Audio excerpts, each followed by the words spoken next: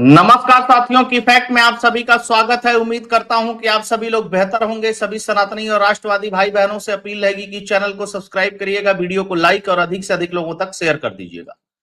कुछ technical failure की वजह से लेट हो गया। दिल्ली में अभी जो कुछ हुआ है उसके बारे में आप लोगों तक खबर आई गई होगी।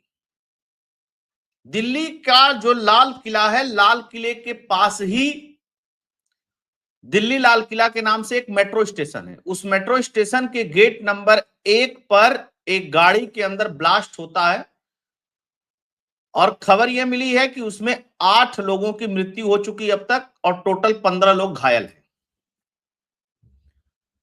जब से मोदी सरकार आई है यही तो बंद था देश में कि भाई दिल्ली जैसे शहर, बड़े बड़े शहरों में ये सब धमाके वगैरह नहीं होते थे। लेकिन जिस तरीके से इस देश में कुछ लोगों का रवैया हो गया है कि कोई भी जांच हो, कोई भी चीज हो तो उसके बाद रोना रोना शुरू कर देते हैं, वह भी कहीं ना कहीं इस सब चीज के लिए जिम्मेदार है। नो डाउट कि यहां फेल्योर भी है, इससे इनकार नहीं किया जा सकता।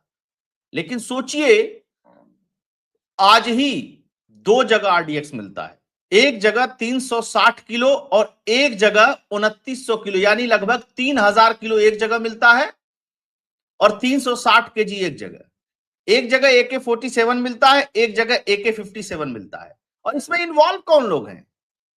डॉक्टर हैं। 3 डॉक्टर पकड़े जाते हैं। तो एक चीज तो मान करके चलिए कि ये कौन दुनिया में जहां भी है इसका यही काम है। अभी तक ये पता नहीं चला है, अभी तक इसकी चूंकि पुष्टि नहीं है एजेंसियों की तरफ से कि ये एग्जैक्ट है क्या, तब तक कुछ भी कहना मुश्किल है। लेकिन पहले जो खबर आई कि सीएनजी का ब्लास्ट है, बैटरी का ब्लास्ट है, ये सब नहीं है। इतना तो तय है क्योंकि सीएनजी ब्लास्ट और ये सब चीजें इतना भयावह रूप में नहीं होती है। अब 2 थ्योरी यहां निकल करके आती है। चूंकि इन लोगों के साथी पकड़े गए,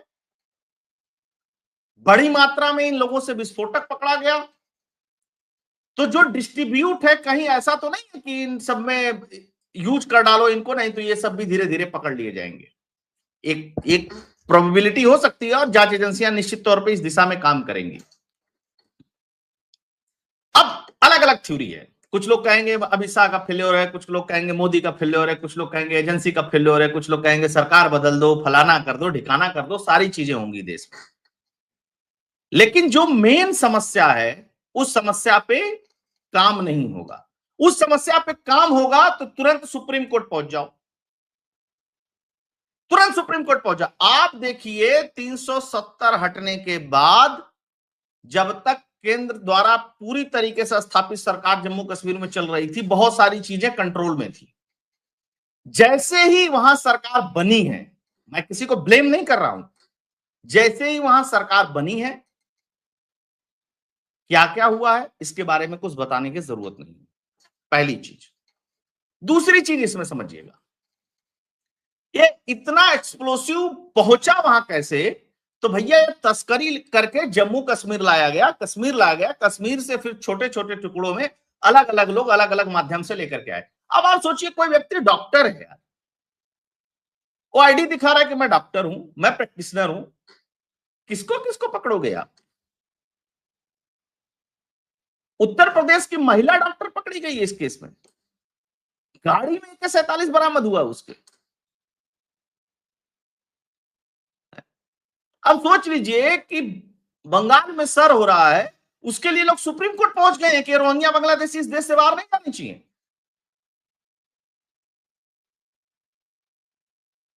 मैं थोड़ा सा दूसरे तरीके से इस विषय पे बात करना चाहता हूं।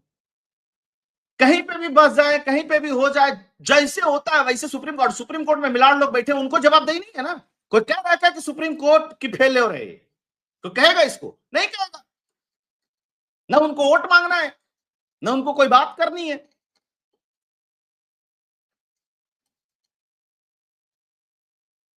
इस पे रोक लगा दो, वो मानवाधिकार हो गया, आप ऐसे कैसे बाहर कर सकते हो, आप उनको नहीं बता सकते हो। ये सब सारी चीजें, सारी समस्याएं इस देश के अंदर चल रही हैं, लोग भली भांति इस चीज को समझ रहे हैं।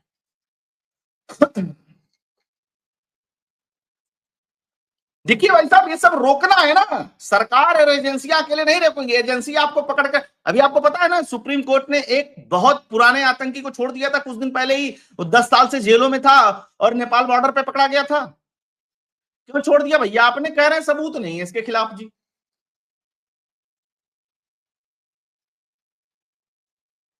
गजवाल है भाई। सरकार बढ़िया रह करके क्या करेगी अगर जांच एजेंसी काम ना करे? और जांच एजेंसी पकड़ के क्या करेगी जब उसको न्याय, सुप्रीम कोर्ट के कटघरे में खड़ा होकर के या हाई कोर्ट के कटघरे में खड़ा होकर के जब उसको सजा नहीं दी जाएगी तो? मतलब कहां कहां चेक पॉइंट लगा दिया जाए यार, हर जगह चेक पॉइंट लगा दिया जाए। कोई डॉक्टर है, कोई इंजीनियर है, कोई कुछ है, कोई कुछ है, कहां कहां से, मतलब अजीबोगरीब स्थिति है। आप सोचिए, जितना आरडीएक्स पकड़ा गया है, जितना विस्फोटक पकड़ा गया भाई साहब, वो कितना होता है? साइंस का स्टूडेंट होने के नाते मुझे समझ में आ रहा है कि इतना होता है कि आप अंदाजा नहीं लगा सकते हैं कि अगर वो डिस्ट्रीब्यूट हो जाता और इस तरीके की चीजें होती तो। इस सफलता पे कोई बात नहीं कर रहा इस देश में, असफलता पे तो 75 लोग बोलने आ जाते हैं, यहां भाई यहां पे तुम्हारी गड़बड़ी है, यहां पे तुम्हारा फेल्योर है। 29 केजी आरडीएक्स और 360 केजी आरडीएक्स इस देश की सुरक्षा एजेंसियों ने, इस देश की पुलिस ने ही, इस देश की सिक्योरिटी एजेंसियों ने ही पकड़ा है। आप अंदाजा लगा सकते हैं ये कितना होता है? आधी दिल्ली उड़ाने की ताकत रखता है इतना विस्फोटक, इतना होता है। अब अमोनियम नाइट्रेट हो, आरडीएक्स हो, कुछ भी हो, ये सब यूज उसी चीज में आते हैं। कोई ये सब भजन कीर्तन करने वाली चीज पनीर नहीं है कि बना के कोई खाएगा। उसके बाद तमाम तरीके की चीजें। आइए थोड़ा सा देखते हैं कि इस सब चीजों के बीच में और क्या क्या हो रहा था। दिल्ली ब्लास्ट कुछ घंटे बाद ही हो गया, जैसे ही फरीदाबाद में पकड़ा गया। दिल्ली के लाल किले के पास कार में धमाका, 8 की मौत, 24 घायल, पार्किंग में खड़ी गाड़ियां जली, ब्लास्ट की वजह साफ नहीं। ठीक है,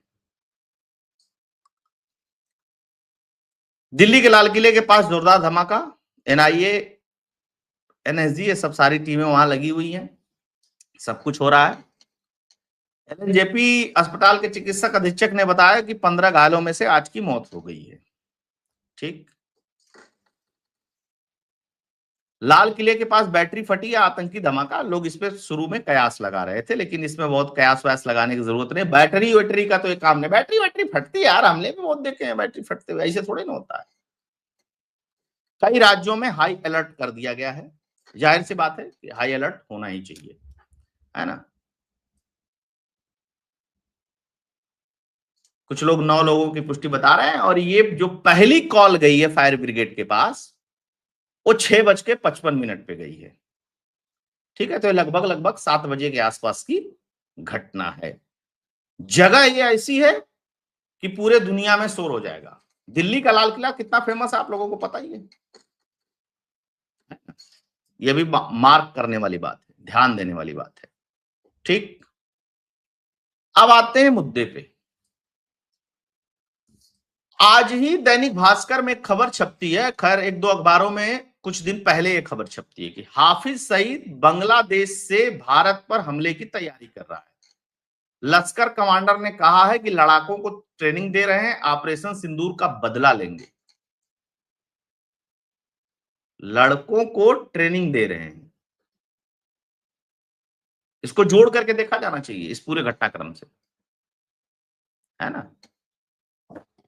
ये नहीं हो, इस सवाल से नहीं ऐसे हो सकता, अरे कैसे आया यहां तक? आया इसीलिए कि कुछ लोग अपना फूफा बना करके चले जाते हैं बचाने के लिए उनको, इसीलिए आया।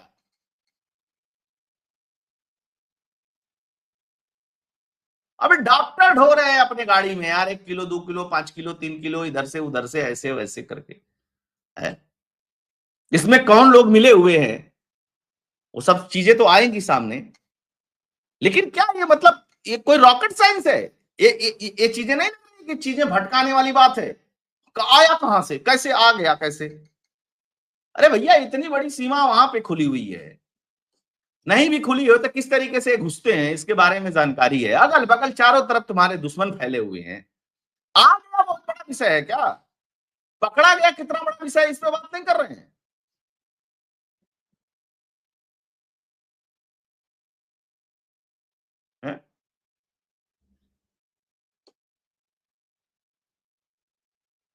जम्मू कश्मीर जम्मू कश्मीर पुलिस ने 29 केजी विस्फोटक जब्त किए, 3 डॉक्टर समेत 7 अरेस्ट। 3 डॉक्टर हैं।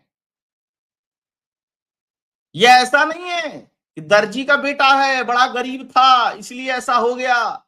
जो भारत में वामपंथियों ने थ्योरी इतने दिन तक प्लॉट की है ना कि अरे बड़ा गरीब था, उसके पास खाने को नहीं था। ये तो डॉक्टर है भाई, है? लखनऊ की हमारे एक महिला डॉक्टर गिरफ्तार हुई है, इस बात को भी देखिएगा। महिला डॉक्टर AK-47 लेकर क्यों चल रही थी?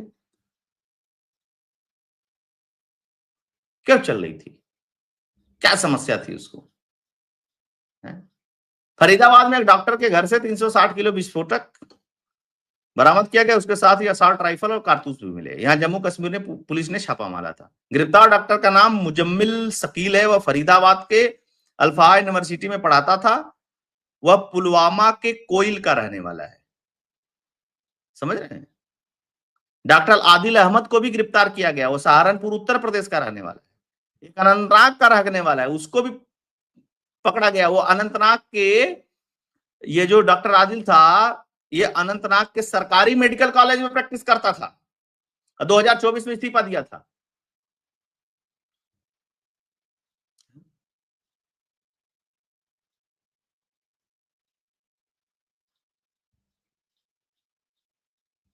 ये 3 महीने पहले किराए पे घर लिया, उसमें सामान रखने आता था।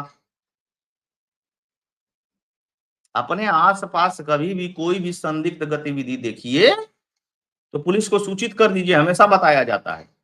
तो क्या आसपास लोगों ने सामान रखने के लिए और अलग अलग टाइप के लोग वहां आते थे, वो लोगों को संदिग्ध गतिविधि नहीं लगी? पता ही नहीं चला फरीदाबाद में किसी को कि संदिग्ध है, कुछ यहां गड़बड़ है?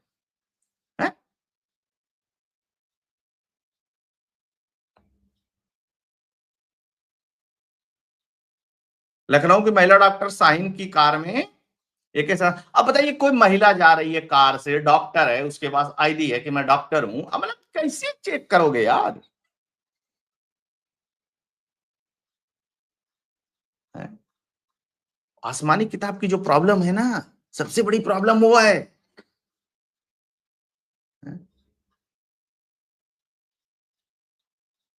Kashmiri doctor arrested in Faridabad over 360 KG explosive weapon and recovered.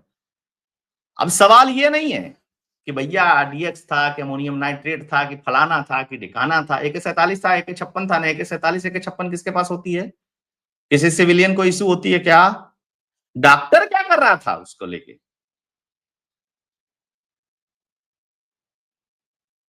लेकिन वहां से सारे घटनाक्रम को अगर साइड करके फोकस किस पे हो गया? सब सरकार फेल है। 11 साल से सब रुका हुआ था तो नहीं फेल थी। एजेंसियां इतना पकड़ रही हैं, पता नहीं कितने घटनाक्रम को हमारी एजेंसियों ने रोका है, पता नहीं कितने अनगिनत।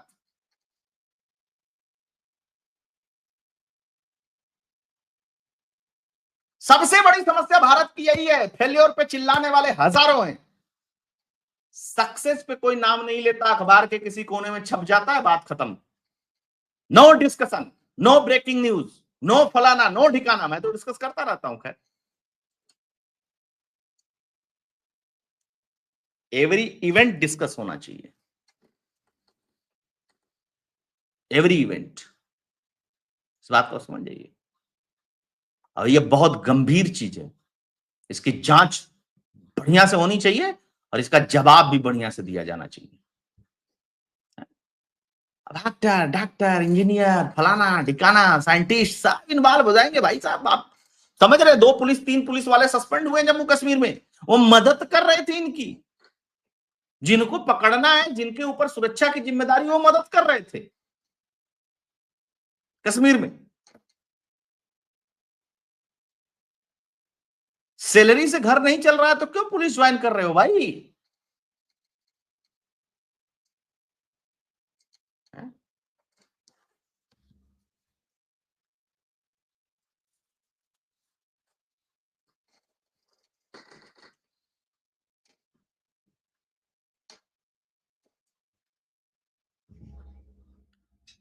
सही से सजा दे देना कोर्ट, सही से और टाइम से, मैं आपको बता रहा हूं बहुत सारी चीजें इस देश में सुधर जाए, बहुत सारी चीजें सुधर जाए इस देश में।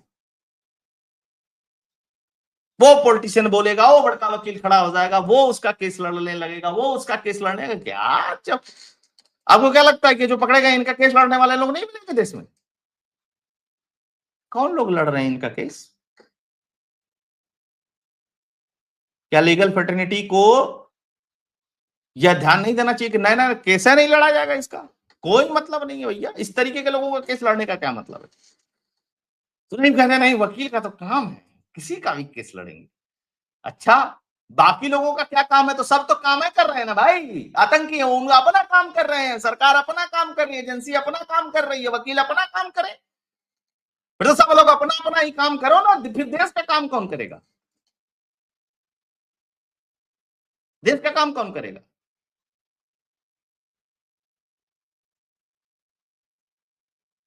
है?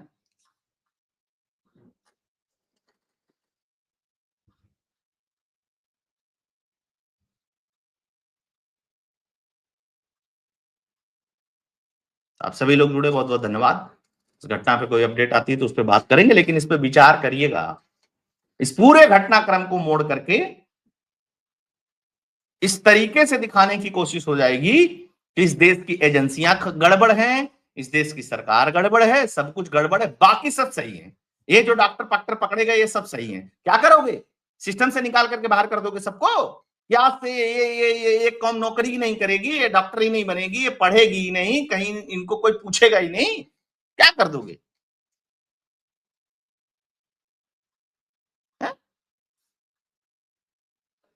सेकुलरिज्म ने इस देश का जितना नुकसान किया है, जिस दिन ये सेकुलरिज्म का भूत उतर जाएगा लोगों का, ये देश सही हो जाएगा। सोचिए, फरीदाबाद में ही धीरेन्द्र के शास्त्री जी की इतनी बड़ी यात्रा चल रही है?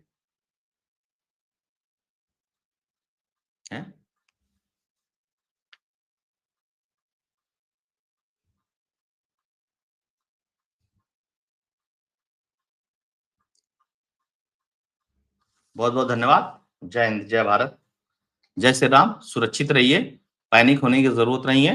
देश के जवान सैनिक, देश की सरकार लगी हुई है इन सब चीजों पे, लेकिन अपने अगल बगल अलर्ट रहिए, चौकन्ने रहिए। है ना? कुछ लोग माचिस लेकर के भी घूम रहे हैं, और माचिस वालों का इलाज होता रहना चाहिए। जय